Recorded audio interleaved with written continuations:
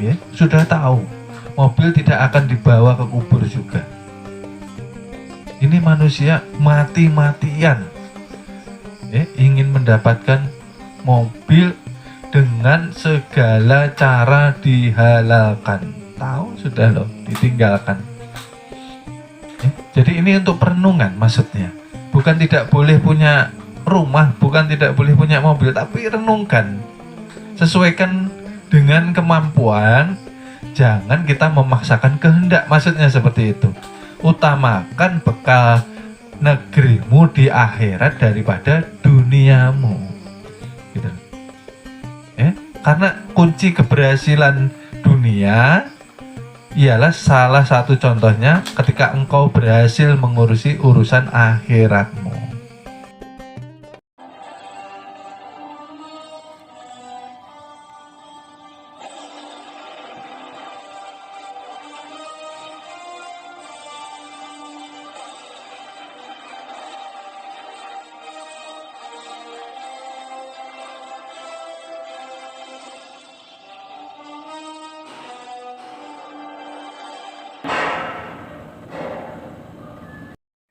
Manusia, insan bukan Allah. Paham kah? Kita ini bukan Allah, tapi kita kenyataan. Paham kah maksudnya? Kita ini kita bukan Allah, tapi kita ini kenyataan dari adanya Allah melalui nurnya. Paham kah? Hati-hati ya. Belajar hati-hati ya. Artinya apa? Yang saya sebutkan di awal, yang dikatakan Allah itu apa toh? Himpunan dari zatnya. Kita bisa pisahkah dari zatnya? Zatnya yang ada di dalam diri kita dikatakan ruh. Ya, tapi ruh bukan Allah. Ya kah?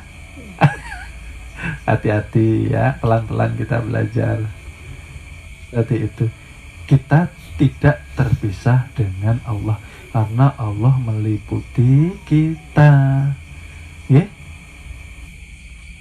Yang namanya ruh itu kan menjadi nyawa kepada kita. Nyatanya napas yang keluar masuk. Ketika keluar dia mengelilingi tubuh. Ya, dia mengelilingi tubuh, berputar melawan arah jarum jam, ya kah? Kalau jarum jam arahnya kemana? Ke kanan, ya. Nah, kalau napas kita, dia arahnya ke kiri. Berarti seperti putaran apa? Putaran tawaf, ya kah? Makanya dikatakan, ada istilah ketika sudah tidak ada yang memutari Ka'bah. Ketika sudah tidak ada orang tawaf, disitulah dikatakan kiamat. Nah, kita cari ilmu hakikatnya maksudnya. Kasihan jauh-jauh ke Mekah, umroh naik haji nggak tahu ilmunya. Ini loh tawaf sebetulnya. Ya, ruh menyatakan dirinya menjadinya, menyatakan lagi menjadi berputar, ini namanya mesra, mengelilingi tubuh, akhirnya kita bisa bergerak, bisa diam, ya kah? Itu loh, karena berputar. Yang dikelilingi siapa tadi? Orang tawaf. Baik itu, inilah hakikat Baitullah. Ini loh hakikatnya. Kita harus tahu. Loh. Jadi artinya apa?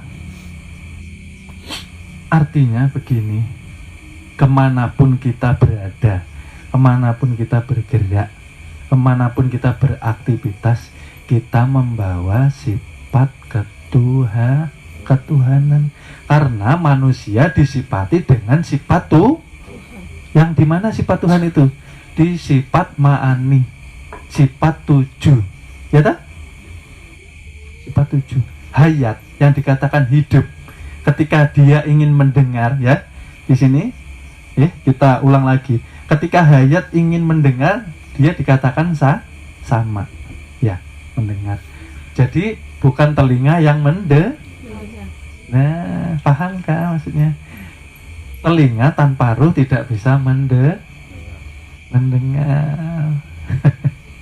Ya kah?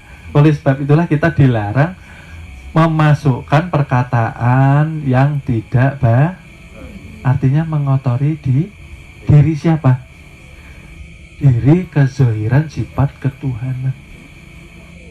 Ya kah? Makanya diri ini tidak boleh melakukan yang namanya maksiat, ya kan? Maka dikatakan tadi bahwa hakikatnya sholat itu mencegah dari perbuatan keji dan ya. Artinya apa? Ketika manusia sudah mengerjakan ibadah sholat, ya, tapi dia masih melakukan kekejian, kemungkaran, hatinya masih penuh dengan penyakit hati, masih mau menyakiti saudaranya sendiri, ya, menyakiti kerabatnya, menyakiti keluarganya, ya, artinya dia belum mengetahui hakikat sholat itu ya. Kalau di syariat sholat tujuannya apa? Nah, sholat di syariat menyembah. Artinya masih ada ada yang menyembah, ada yang Artinya apa? Masih sih. Mohon maaf ya, tunggu dulu penjabarannya. Sholatnya benar, pengertiannya perlu belajar lagi, bahwa ketika mulai belajar ilmu ma'rifat, mulai paham bahwa tidak boleh ada dua pengakuan dalam satu. Ini nak insan, namanya apa?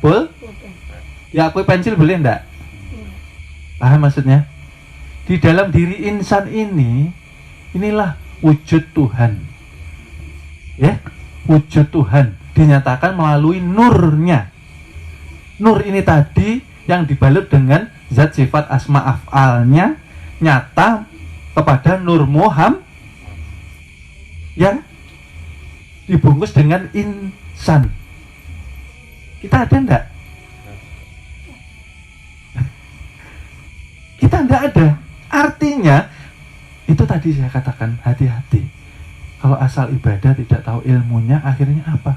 70 tahun ibadah, malah ibadahnya yang menyeretnya ke api neraka. Kenapa? Karena dia merasa dia yang akhirnya kalau manusia merasa bisa sholat, akhirnya minta imbalan apa? Pahala yang nantinya mau ditukar dengan Boleh enggak kita minta pahala? Tidak boleh.